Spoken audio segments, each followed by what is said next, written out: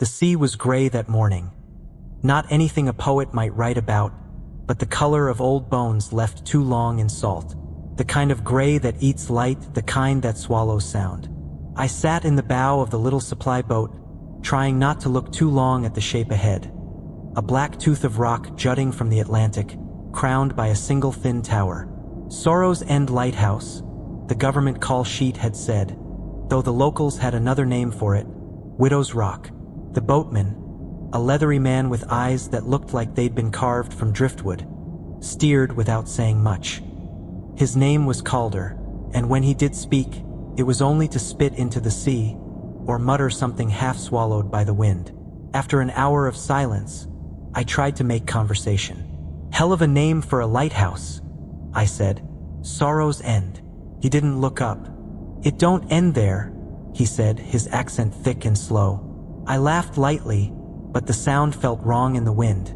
"You mean the name's ironic?" He glanced at me, then back to the horizon. "You'll see. They all do."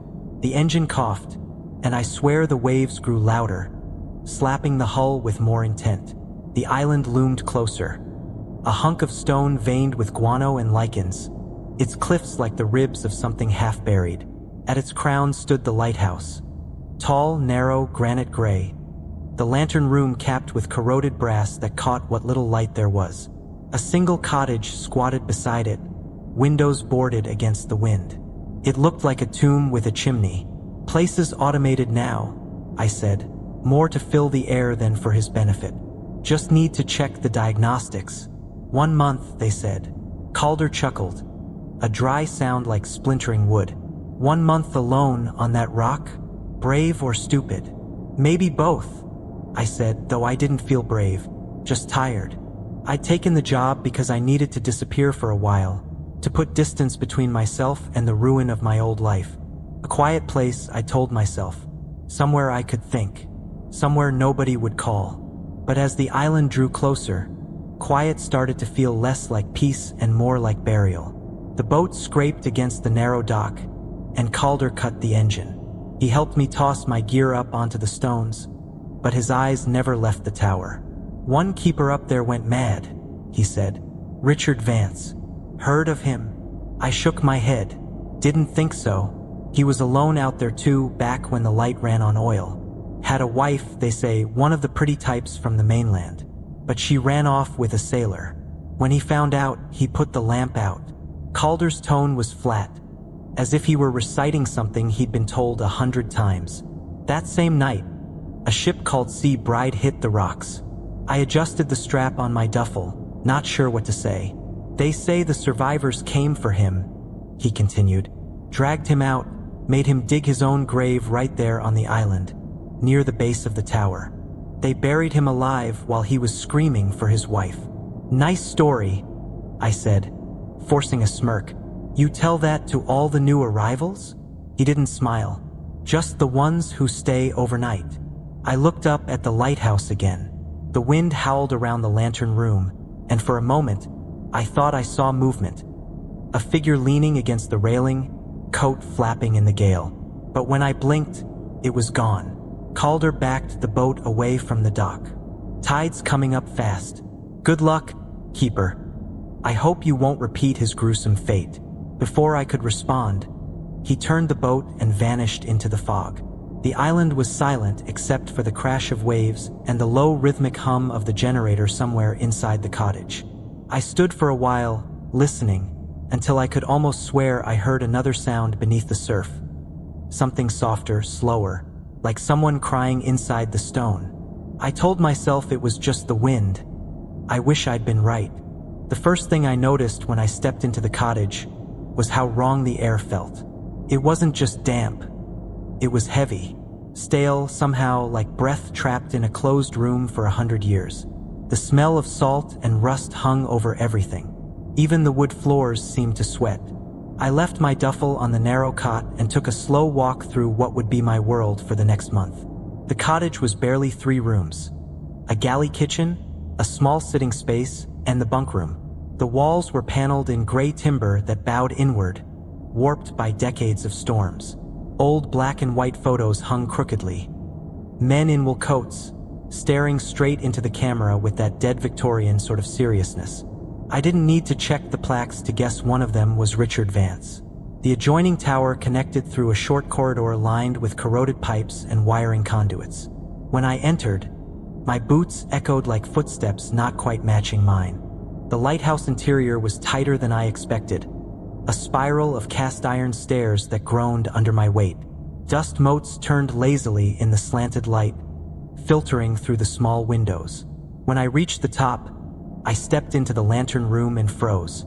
The sea stretched endlessly in every direction. Gray on gray, horizons swallowed by mist. Waves burst white against the black rocks below, spraying salt up onto the glass panes. It should have been beautiful, but it felt too still. From up there, even the wind seemed cautious. The Fresnel lens gleamed faintly in the gloom, like a great glass eye half asleep. Beside it stood the old brass housing of the manual lamp, long since replaced by the automated system. I ran my hand across the metal, and for a split second, it felt warm. I pulled my hand away. When I descended, I caught sight of something out of the corner of my eye, movement near the narrow window on the staircase landing. I stopped halfway down, heart thudding, and leaned over the rail. Nothing, just a faint distortion in the fog outside, like a shape standing on the rocks. I told myself it was my reflection. It always is, the first day on an island like this. You start seeing something strange everywhere. That night, I cooked beans and canned sausage on the little gas stove and sat at the small table by the window. The sea was calm now, only the occasional splash of surf against the rocks. I found myself listening, waiting for something to break the silence. It didn't take long. Just after midnight, I heard footsteps above me, slow and deliberate, coming from the tower. The boards creaked as if someone were walking carefully up the stairs, one step at a time. I set down my coffee cup, the sound of my pulse suddenly louder than the wind outside. "Hello?" I called out, trying to sound more irritated than afraid. "Someone there?" No answer, just the groan of old metal. I grabbed my flashlight and went to check, climbing each step until I reached the lantern room again. The air was colder there, colder than it should have been. The room was empty. The door was still latched. I exhaled and let out a shaky laugh. Old iron expanding and contracting with the cold. That's all it was. But when I turned to leave, the lens caught my reflection, and for a heartbeat, I saw two figures in the glass. One of them standing directly behind me. I spun around, only the faint shimmer of fog pressing against the windows. I didn't sleep much after that. Every time I started to drift off, I felt eyes on me. Not in the way you imagine paranoia, but in that visceral physical sense, like when someone stands just behind you, breath held. The next morning, I woke to find the cottage door ajar, though I was sure I'd bolted it. The wind hadn't moved it. It opened inward, and there, on the floor just inside, lay a single wet footprint, bare, human, leading toward the tower. I stared at it until the print dried to nothing. By afternoon, I started the diagnostics, trying to bury myself in work. Circuits, systems, logic, those were things I could control. But as the sun fell and the island sank back into its gray stillness, I caught myself glancing at that door again and again. I told myself the footprint had been mine, that I'd tracked it in after checking the generator shed, that it was nothing. But the longer I stayed, the more I began to feel it. Something under the surface of the island, like the rock itself had a heartbeat. The knocking started 2 nights after I arrived. At first, I thought it was just the wind working loose a shutter or a panel somewhere. Nothing unusual for buildings like this. Wood expanding, metal breathing, the sea trying to reclaim what's hers. But this was different. The sound had a rhythm, not the chaotic stutter of storm gusts, but a deliberate pattern. 3 slow knocks, a pause, then 2 more, softer. I sat up in the cot, every muscle wired tight. The cottage was dim, the only light coming from the lantern by the door. The knocking came again, closer. It was coming from inside the wall. I swung my legs out of bed, feet landing on cold boards. The air had that charged stillness it gets before lightning. the feeling that something is holding its breath. Then, beneath the knocking, came another sound, a whisper, too low to make out words at first, more like the hush of fabric dragging across the floorboards. But as I moved closer, pressing my ear against the wall, I could just make out the shape of syllables. My name, Jacob. I stumbled back, heart hammering so hard I thought I'd be sick. For a long moment, I just stared at the boards, half expecting them to split open and show me what was behind. When I finally found my voice, it came out thin and dry. "Who's there?" The whisper stopped. The silence that followed was thick. Then, as if in answer, a single knock, slow and hollow, directly behind my head. I backed away until I hit the opposite wall and stood still for a few minutes, gripping the flashlight, its narrow beam jittering across the room. Nothing moved. The air was perfectly still. The next morning, I took apart the heating duct, checked the wiring, even pried up a few floorboards. Nothing.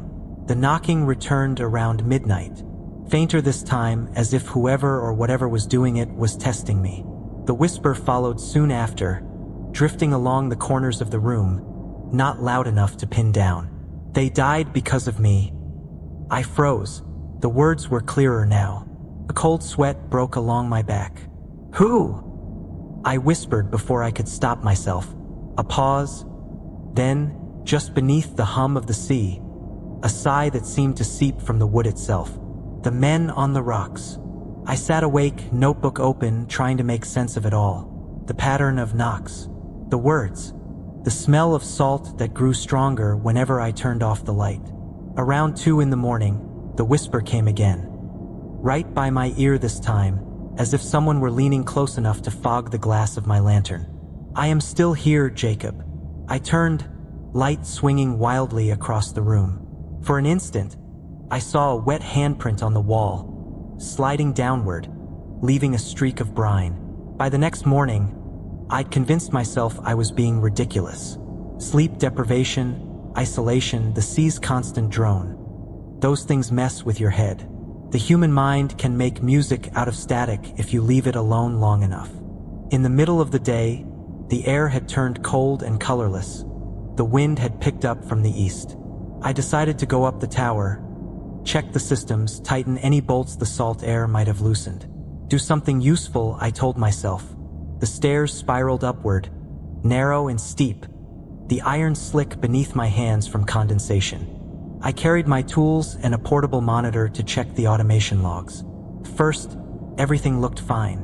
The first landing held the generator control unit, humming steadily, lights blinking in perfect rhythm. But when I connected the diagnostic pad, I saw something odd. Timestamp loop detected. The system had recorded the same 3-second interval 7 times in a row. At 2:14 a.m., the foghorn had activated for a single tone, then reset its log. Again and again, 7 perfect repetitions. That was impossible. The automation was designed to randomize test intervals to avoid exactly that kind of pattern. When I ran a playback, the tower filled with the deep echoing groan of the foghorn. Except this version wasn't quite right. It was off-pitch, a half-tone lower, like someone imitating the sound instead of playing it. My stomach tightened. I continued upward. The higher I climbed, the more I felt that strange sense of awareness. Like the tower itself was following my movements, adjusting its weight, listening. My boots left faint wet prints, even though I hadn't stepped outside that morning. Halfway up, the power flickered. Just for a second, but enough to plunge the spiral into shadow. When the lights came back, the air smelled of burnt salt, like corroded wiring. I checked the secondary systems. The rotation servos on the lantern had paused for precisely 1 minute and 27 seconds during the night. No reason logged. I found no mechanical faults, no shorts, no leaks, no loose fittings. But I couldn't shake the feeling that something had been there before me. The console panels had condensation streaks running in odd directions, as though a hand had traced them from above. When I reached the top, the lantern room was thick with fog inside the glass. It swirled in sluggish patterns, refusing to dissipate even when I cracked the hatch for ventilation. I wiped the inner panes and my rag came away damp and briny. Salt like sea spray, but there had been no open windows for days. The automated light was cycling fine. Intensity steady, beacon angle correct. Yet, as I stood watching it turn, a subtle flicker caught my eye. Every time the lens rotated past the northern arc, it hesitated. A fractional skip, almost imperceptible. And that's when I noticed it. For one brief frame of motion, my reflection in the glass was wrong. It lingered a heartbeat longer than I did. I turned sharply, no one. The intercom crackled to life at that exact moment. Static at first, then a distorted fragment of the foghorn log playback. Only now, beneath the tone, I heard something else. A man's voice, faint but unmistakable. "Keep the light out. Keep the light out." Then silence. I tore the connection and leaned against the wall, trying to steady my breathing. Down below, I could still hear the low hum of machinery. Alive and obedient. The tower was doing its job. Everything looked fine. And yet, I knew it wasn't. Because as I descended the stairs, the iron steps behind me gave one soft groan. Not from weight or wind, but from something moving after me. When I reached the bottom and turned, I saw nothing but the hollow throat of the spiral. Still, I could have sworn I heard it, just before the generator kicked in again. 3 slow knocks, echoing from somewhere up in the dark. By the 7th day, I had completely stopped trusting mirrors. It started with the glass in the lantern room, but soon I caught it in smaller things. The reflection on the monitor screen, the sheen on the kettle, the oil-dark water pooled beside the pier. There was always something wrong with the way I appeared.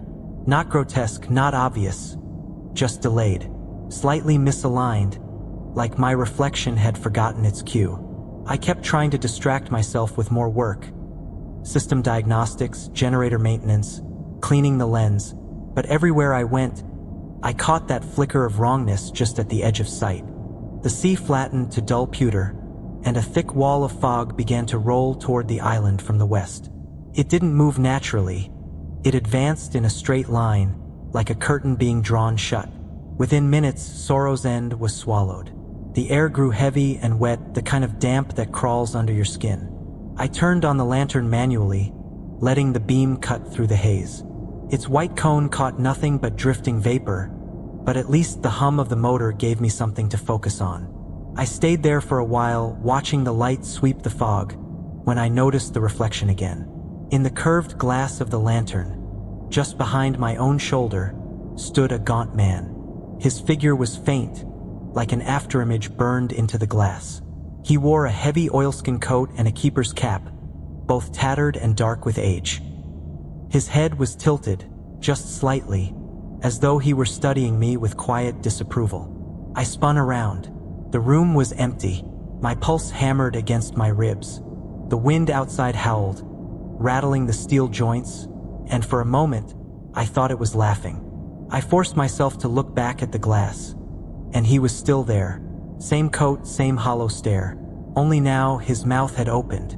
The glass didn't fog where his breath should have been. It stayed clear, but I could hear the whisper, muffled, low, drawn out like a groan from under deep water. Keeper. That single word nearly sent me tumbling down the stairs. Instead, I stumbled backward into the railing, clutching it until my knuckles ached. The figure in the glass raised one trembling hand, the reflection of my left, though I hadn't moved it. It pressed that ghostly palm to the inside of the lantern window. I could see the faint outline of each finger against the salt-flecked glass. And then, with slow deliberation, the hand slid downward. I heard the sound before I felt it. A squealing drag that came not from the reflection, but from the physical pain itself. When I stepped closer, there were streaks on the glass. 5 distinct, greasy marks, like the residue left by someone who hadn't touched anything solid in a very long time. I ran downstairs and stayed in the cottage. That night, the whispers started again. Not from the walls this time, from the sea. I heard the cries of sailors, distant and echoing, carried through the fog.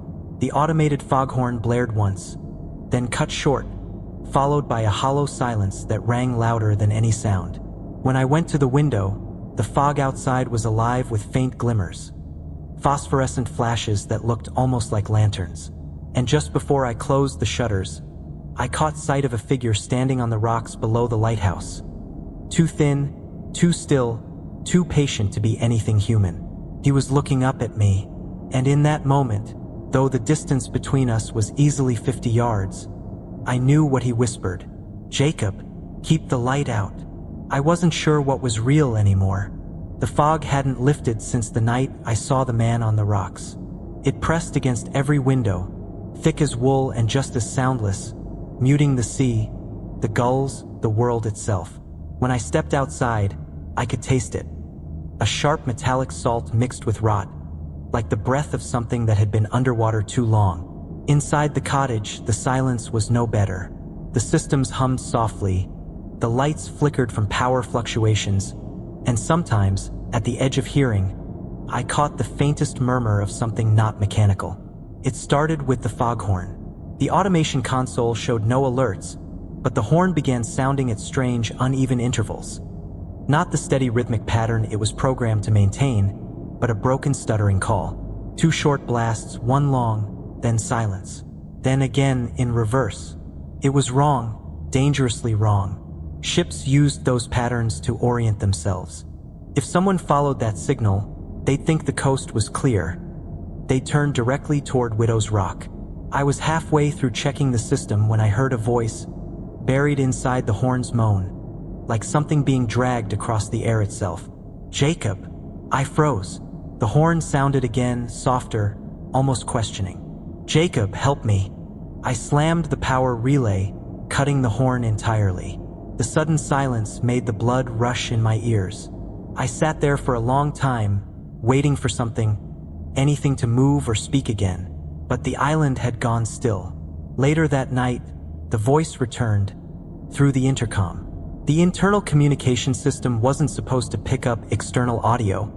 It was a closed circuit, but as I sat at my small desk, reviewing diagnostic logs, the speaker above my head hissed to life with a low, wet crackle of static. Then came the sound of breathing, slow, ragged, familiar. "Jacob, I didn't mean to fire you." My spine went cold. I knew that voice. It belonged to Harris, my former supervisor, the one who had ruined my career, my life. "I needed someone to take the blame," it continued, distorted but unmistakable. "You understand that, don't you? You were the easy one." The speaker popped, then fell silent. I just sat there, staring at it, feeling that hot pressure build behind my eyes. Not fear this time, but anger. When the voice returned, it was no longer Harris's. It sounded exactly like a whisper from inside the walls. But this time it was rougher, deeper, filled with pain and fury.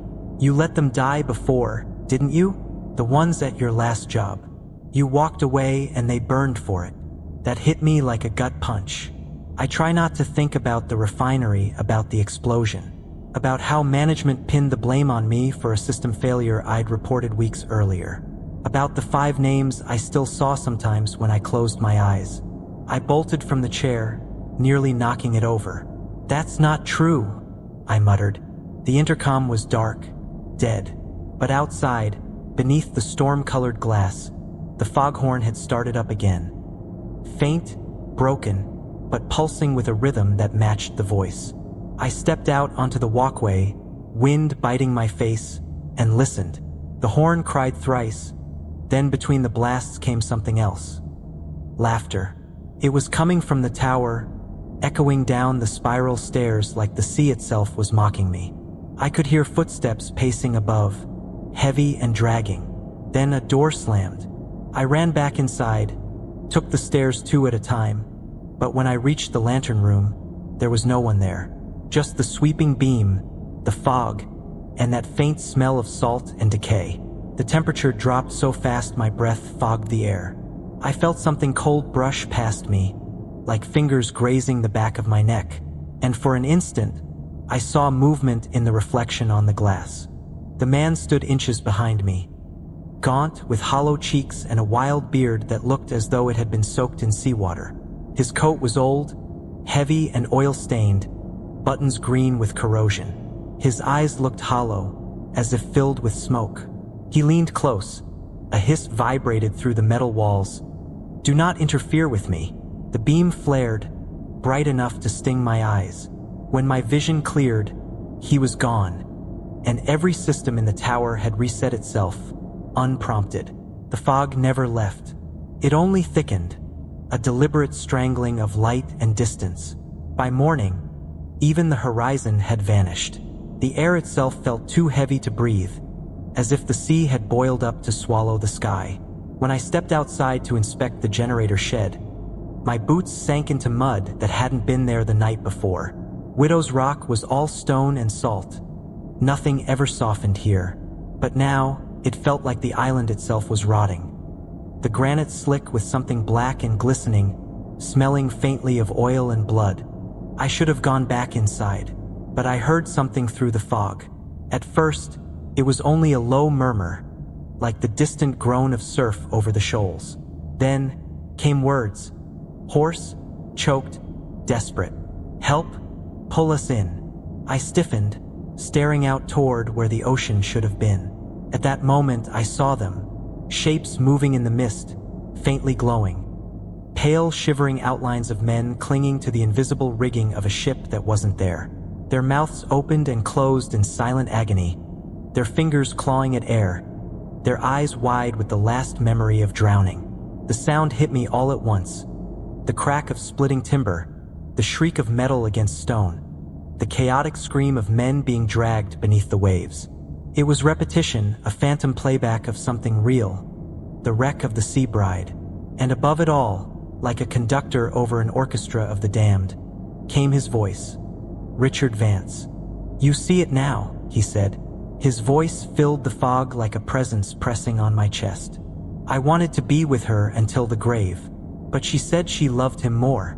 I couldn't let that happen, so the merciful sea took that scumbag and the other vile sailors away. The shapes in the fog began to distort, limbs stretching, heads twisting at unnatural angles, their outlines breaking apart like smoke in water. The cries of the drowned shifted into Richard's laughter, cruel and low. "Survivors buried me with the light still in my hands," the phantom whispered. "They thought that would end it." I turned toward the tower. Through the curtain of fog, the lantern beam flickered, weak, erratic, as though struggling against something smothering it from the inside. Then, clear as glass, his voice spoke again. Not from the fog, not from the horn, but from directly beside me. "Tomorrow, Jacob," he said, his tone calm now, almost conversational. "Tomorrow, the sea will feast again. The light will die, and they'll remember me. You will not stop me." A cold gust passed through me like a physical shove. I staggered, gasping, and for one awful instant, I saw his face in the fog. Gaunt, gray water dripping from his beard, eyes glowing like two dim coals. He was right there, inches from mine, and his expression wasn't anger anymore. It was resolve. "This place is mine," he said. "This light belongs to the dead." The foghorn blared somewhere behind me, 3 long blasts in perfect sequence. The rhythm of lure, not warning. I stumbled back into the tower, slamming the door shut, but even inside, I could still hear the sea screaming. The same pattern of voices over and over, like an old record skipping. The temperature dropped. Frost began to crawl across the inside of the lantern glass. By the time I reached my bunk, my hands were shaking uncontrollably. The system logs showed no foghorn activations, no malfunctions, no external interference. But when I closed my eyes, I saw the phantom ship burning in the fog, and the faces of the sailors turning toward me, mouths open in wordless blame. "Tomorrow," the voice whispered again from the corner of the dark, and this time I answered, "I won't let you." The silence that followed was colder than the sea. I woke to the sound of the sea breathing wrong. It was calm, too calm, yet the air trembled with pressure, as if the island itself were holding its breath. The clock on the wall blinked 6 a.m., though the sun hadn't truly risen. A pale gray light filtered through the fog, painting the cottage in ghostly gradients. For a moment, I thought it was just the usual haze rolling in early. But then the ground gave a subtle, almost imperceptible lurch. A shifting weight, like something deep beneath the island had moved. I climbed to the lantern room, my boots echoing up the spiral stairs. I stopped halfway when I saw it. Every gauge, every relay, every circuit was alive.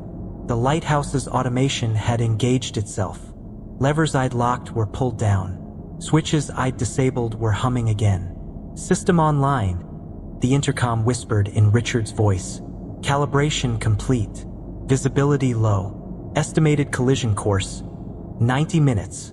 I lunged toward the console, yanking open panels and slamming switches off. But each one flicked itself back with mechanical precision. A quiet hum swelled through the metal under my hands, like a living pulse. The lighthouse was awake. I stared into the glass chamber above me. The great lens rotated slowly, steady as a heartbeat, but the light was wrong. Too cold, too steady. A sterile beam that pierced through the fog like an autopsy lamp. And in the reflection of that perfect circle of light stood Richard Vance. The reflection moved closer. It smiled faintly. "Good morning, Jacob," said the voice through the intercom. "The cycle resumes. It's nearly time." I stumbled back, staring into the mirrored figure. "You're sick in the head. Not all sailors are the same." Richard tilted his head. The same tiny human gesture I had seen 100 times in briefings. "You don't understand anything. I keep the light, I guide the ships, I fulfill the pattern." Below, the generator thrummed louder. I could see the readouts updating themselves. Weather data, sonar pings, proximity alerts. The sensors weren't measuring the present sea. They were replaying historical data. From the night the Sea Bride sank. The coordinates on the console flickered and settled. The exact position of the wreck. My stomach turned. Richard Vance was reconstructing the night of his death. Through the machinery, through the island itself. The air grew dense, humming with interference. "Don't fight it," said the voice. "Don't make it worse." The fog was everywhere. Thick enough to taste, heavy enough to make sound feel warped, close, suffocating. I couldn't see 20 feet beyond the catwalk. The ocean was gone, replaced by a gray nothing that pressed against the glass like wet cotton. I hadn't slept. I'd spent the last hours tearing through the control systems, trying to reset the circuits, reroute the damn power, anything. But every command I entered, every lever I touched, was overwritten by the same mechanical calm. Richard's voice. System stable. Visibility low. Proceeding with light alignment. The Phantom had full control now. The foghorn was sounding on its own. The same cursed rhythm, and I could feel the vibration of it through the soles of my boots, like a heart beating inside the stone. I stumbled to the upper deck, past the maintenance hatch where the old wiring still hung exposed. When I reached the lantern room, the automated beam was rotating perfectly, sweeping across the blank fog. But it wasn't warning anymore. It was summoning. That sterile, inhuman light cut through the air like a blade, drawing something closer. I grabbed the binoculars. Nothing but gray. Then a shadow. A shape, hulking and vague, breaking the curtain of mist far out to sea. A ship. I could hear its low horn, somewhere deep in the fog, groaning like a wounded animal. It sounded wrong. Distorted by the weather, stretched thin. I tried the radio, but the signal was drowned in static. "Mayday, visibility, need bearings, respond." The voice crackled out, barely audible, but it was real. Not an echo, not a ghost. A modern cargo vessel, and it was heading straight toward the rocks. "God, no," I whispered. I moved to the main console. The system fought me, every warning light pulsing in rhythm with the Phantom's heartbeat. I tried to force a signal override, but Richard's voice came through again. Calm, level, terrifying. "We keep the light, Jacob. We guide them home." "Home?" I shouted. "You'll kill them. You'll do it again. It's already been predetermined." The fog thickened until I could feel it pushing against the glass. The beacon spun faster, accelerating without input, its reflection flickering over the glass walls. And in that flicker, I saw him again, standing behind me, half reflected in the lantern. Tall, gaunt, soaked in seawater. Richard's eyes were empty, glowing with the light he'd stolen. I ran, down the stairs, through the lower corridor, until I reached the maintenance locker at the base of the tower. Inside, beneath layers of dust and mildew, sat the old lamp, the original kerosene burner from before automation. I'd found it my first week here and never thought I'd need it. Now it felt like the last living thing on the island. My hands shook as I carried it up the steps. Every metal rung vibrated underfoot, the storm building from within the lighthouse itself. I could hear the walls groaning, rivets popping one by one, as if the tower were straining to contain something enormous and furious. When I reached the lantern room, the wind slammed into the glass with such force I thought it might shatter. The automated light blazed white-hot, and the ghost of Richard, no longer reflection but full presence, turned to face me. "You can't undo this, Jacob. The sea remembers its debt." I met his gaze. "I am stronger than you think." The lighter sparked once, twice, then caught. I turned the valve, fed the wick, and set the flame. The kerosene lamp coughed, hissed, and then bloomed to life. A golden, imperfect light, weak beside the blinding automation. But it was mine. The automated beam stuttered, faltered. Richard screamed. Not in anger, but in pain, like the act itself wounded him. The foghorn howled so loud the windows rattled, and the fog outside began to churn, twisting violently, as though the two lights, old and new, human and machine, were locked in combat. I clung to the railing, forcing the wick higher, feeding it air until the golden flame roared inside the glass dome. Sparks of molten dust swirled around me, painting the walls in burning arcs. The tower's hum turned ragged, desperate. "You don't understand," Richard's voice thundered. "It has to happen." But I did understand. He couldn't let go, and I wouldn't let him take another soul down with him. So I turned the valve again, wide open. The lamp flared like a miniature sun, drowning the sterile beam in color. The lighthouse groaned under the strain. The machinery screeched and failed, sparks raining down from the ceiling. The tower trembled under the weight of wind and wrath. Every pane of glass shrieked in protest, as if the sea itself were trying to tear the structure from its roots. The air had turned electric, thick with salt and fury. The automated system screamed its artificial alarm in a stuttering rhythm, while beneath it all, the old kerosene lamp burned stubbornly alive, a trembling star of human defiance. Through the roar, I could still hear the cargo ship's horn, desperate, lost, echoing somewhere beyond the veil of fog. Its low moan blended with the phantom's howls, a duel of the living and the dead. I couldn't tell if it was the wind shrieking or Richard himself. I pressed closer to the flame, shielding it with my body. My clothes whipped around me like torn sails. The heat scorched my face, the metal of the lamp handle branding my palms, but I refused to move. The flame sputtered, bent backward, but didn't die. Then, from all around me, the voices began. Dozens of them, hundreds, maybe. Men's cries. Sailors drowning in black water, pleading for help. Their words warped by time and pain. I could almost see them through the glass, pale hands reaching up through the storm. The ghosts of the sea bride, clawing their way through the fog of a century past. "Help us! Too close! Light! Give us light!" They were voices of the dead, but not all of them. Among the chorus, I heard another, a woman's voice, soft and regretful. "Richard, please, you have to stop." The storm seemed to flinch at that. The lightning dimmed, and the tower groaned in confusion. I looked up through the rotating light, and there he was again, half-formed in the gale. Richard Vance, coat whipping around him, eyes burning with the glow of the mechanized beacon. But his fury had twisted into something else. His face, once carved in anger, now sagged with exhaustion, like the weight of what he'd done was pressing back against him. The spectral sea around us heaved and boiled. "It's too late," Richard hissed, voice echoing from every steel plate, every screw. "They always come too close." "No," I said, my throat raw from the wind. "Not this time." I held my breath, leaning into the flame. It fought the storm, small, defiant, human. I could feel its heat fighting back against the cold breath of the phantom. The light wasn't strong, not like the mechanized beam, but it was alive in a way the ghost wasn't. For one impossible heartbeat, the storm hesitated.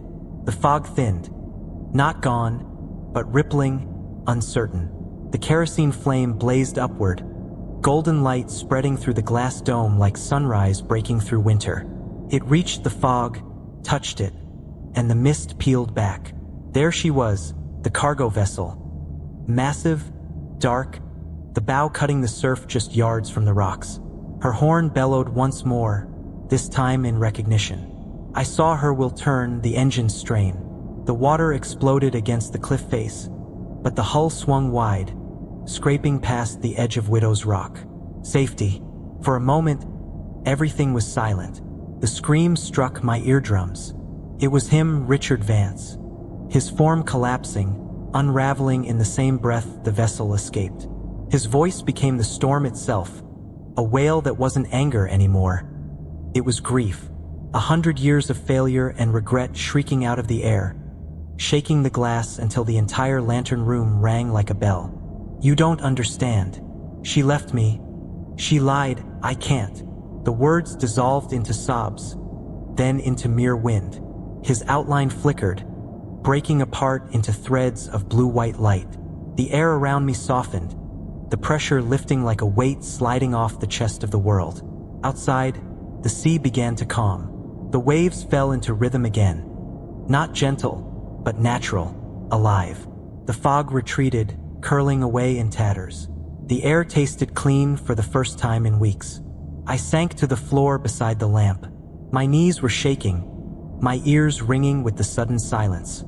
I watched the small, steady flame still burning inside the glass, untouched by the chaos around it.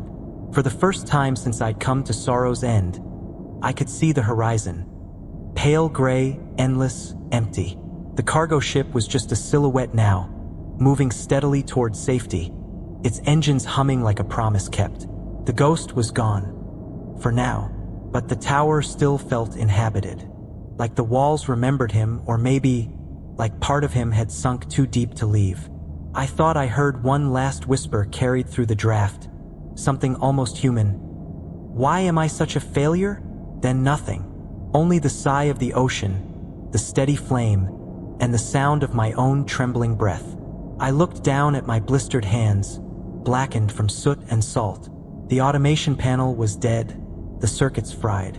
The kerosene lamp was the only working light in the whole tower now. And it was enough. Outside, the waves broke softly against the rocks, as though even the sea was tired of fighting. I sat there until dawn, watching the flame dance. Every few minutes, I'd glance at the horizon, half expecting to see another ship or another spectral figure. But the world stayed empty. Just me, just the light. 2 weeks left on this rock, 2 weeks until I can leave. And yet, when I look into the lamp, I can't shake the feeling that Richard Vance is still down there, somewhere in the cold salt water below Widow's Rock, waiting for the fog to roll back in, waiting for another chance.